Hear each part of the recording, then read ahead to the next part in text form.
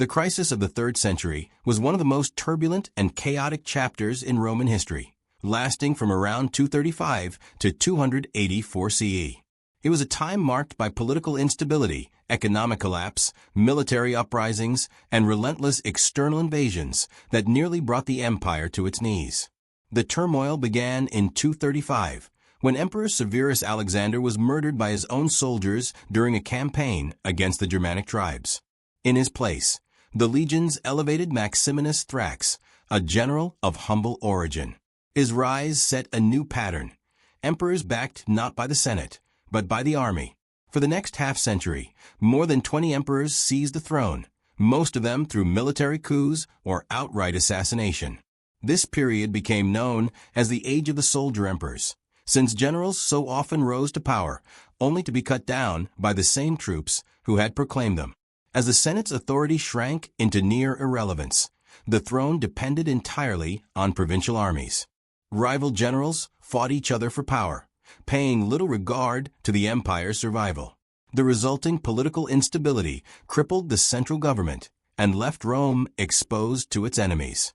Barbarian groups pressed harder than ever against the frontiers, while in the east the Sasanian Persians emerged as a constant menace.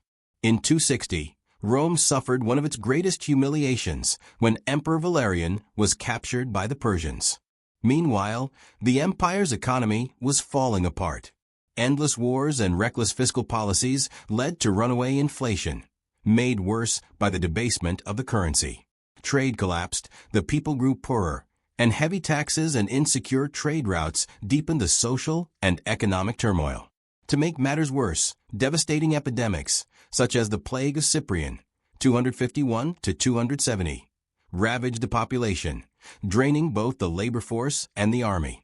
Agriculture fell into crisis, and manpower dwindled across cities and estates alike. The weakened imperial administration could no longer hold the provinces together. Regional powers began to break away, forming rival states such as the Gallic Empire in the west and the Palmyrene Kingdom in the east, each establishing its own administration and openly challenging Roman authority. In 260, after Valerian's capture, his son Gallienus was left to rule the Western Empire, but he failed to contain the spiraling crisis. At the same time, the western provinces endured massive invasions from Germanic peoples like the Franks, Alemanni, and Vandals. Feeling abandoned by Rome, local legions often took matters into their own hands.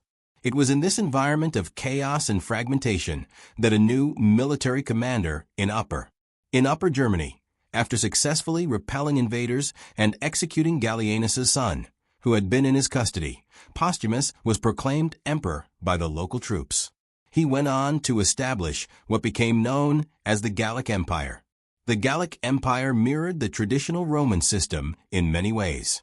It had its own regional senate, appointed consuls, and even minted its own coins. Its capital was set up at Augusta Treverorum, modern-day Trier in Germany. The Gallic Empire's main purpose was to defend and administer the western provinces, which were under constant pressure from barbarian incursions and destabilized by Rome's internal chaos.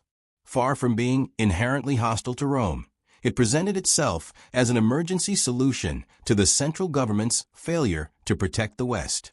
Nevertheless, Rome's emperors branded its rulers as usurpers, and several campaigns were launched to reclaim the lost territory. Meanwhile, following Valerian's capture in 260, the wealthy eastern provinces, now exposed to Persian invasions, were left virtually undefended. The prosperous trading city of Palmyra, located between Rome and Persia, took on the responsibility of safeguarding the region. Its local ruler, the Roman general Odenathus, achieved significant victories against the Persians and was rewarded by Rome with prestigious titles. After his assassination in 267, his wife Zenobia assumed power as regent for their son Babylathus and soon steered Palmyra in a bold new direction. Zenobia was a proud and ambitious queen, fluent in Greek, Latin, Aramaic, and Egyptian. She styled herself as both the heir of Cleopatra and of the Parthian kings. Under her leadership, Palmyra expanded rapidly, seizing Syria, Egypt, parts of Arabia, Petra, and Anatolia. She proclaimed herself Queen of the East and declared her son Vabalithus Augustus, an imperial Roman title. By doing so, she openly broke with Rome's authority. The crisis only began to turn around under Emperor Aurelian, who reigned from 270 to 275. Determined to restore the empire's unity, Aurelian first reconquered Gaul in the west before marching east to confront Palmyra in 272. He advanced through Asia Minor, defeating Zenobia's forces at Emesa, then besieged the city of Palmyra itself. Zenobia attempted to escape across the Euphrates to seek Persian aid, but was captured. In 273, after Palmyra attempted a second revolt, the city was sacked and its breakaway empire formally dissolved. Aurelian brought Zenobia back to Rome, not for execution, but as an honored prisoner. She was paraded in his triumph, said to have walked bedecked with jewels and golden chains. Rather than put her to death, Aurelian spared her, granting her a villa at Tibur, modern Tivoli, where tradition holds she lived out her days as a Roman matron. One of the most immediate effects of the crisis, however, was the collapse of the empire's monetary system. From the mid-3rd century onward, emperors began minting coins with less. The silver content of Roman coins, especially the denarius, had for centuries been the bedrock of the Roman economy. But as the empire's needs grew, especially the demand to pay ever larger wages to increasingly numerous and unruly troops, emperors struck more coins without real backing. The result was crippling inflation. Purchasing power plummeted, and domestic trade suffered badly. Meanwhile, the Roman army expanded uncontrollably, not just in numbers, but also in the staggering costs of maintaining it.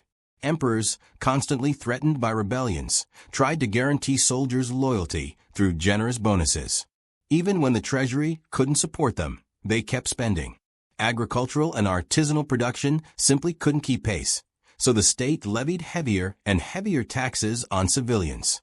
This economic crisis drove Roman cities into decline. Many were abandoned or saw their population shrink, while the urban middle class all but disappeared. Power and production shifted to the countryside, where great landowners controlled vast estates worked by dependent laborers, such as the coloni, who gradually lost their economic freedom. After nearly 50 years of political collapse, economic breakdown, invasions, and civil wars, the Roman Empire seemed on the verge of disintegration. But in 284, a new emperor rose to power with a radical plan for reorganization. His name was Diocletian, a man of humble birth who had risen through a military career.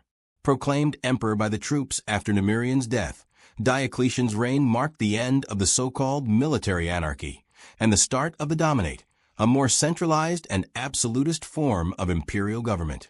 Diocletian understood that the crisis of the 3rd century couldn't be solved by military strength alone. The empire itself needed a complete overhaul, targeting its most dangerous weak spots. In 293, he introduced a new governing system called the Tetrarchy. The empire would be divided among 4 rulers, each responsible for a specific portion of territory, all bound together by imperial authority and mutual defense. Each emperor managed administration, tax collection, and military defense in his region. Diocletian himself oversaw Thrace, Egypt, and Asia Minor. Maximian governed Italy, Africa, and Hispania. Galerius took charge of the Danube and the Balkans, while Constantius Chlorus ruled over Gaul and Britain. In times of crisis, the tetrarchs could combine their forces against a common enemy. The system was also designed to ensure peaceful succession. The junior emperors, the Caesars, would succeed the senior Augusti, and then new Caesars would be appointed to take their place. In 305, Diocletian did something unprecedented. He voluntarily abdicated the throne, stepping down alongside Maximian and allowing the Caesars to take over as the new Augusti. Yet, after his departure, the Tetrarchy quickly unraveled. Fresh disputes broke out among his successors, fueled by personal ambition and civil wars, such as the famous conflict between Constantine and Maxentius. Even so, the lasting legacy of Diocletian's reforms was the realization that one man alone could no longer govern the empire effectively. This idea would endure, ultimately leading to the definitive split between the Western and Eastern Roman empires in the 5th century. Historians view the crisis of the 3rd century as a decisive turning point in Roman history. It marked the end of classical antiquity and the beginning of a new phase, the late Roman Empire, whose political and social structures were profoundly different from those of Rome's earlier imperial zenith.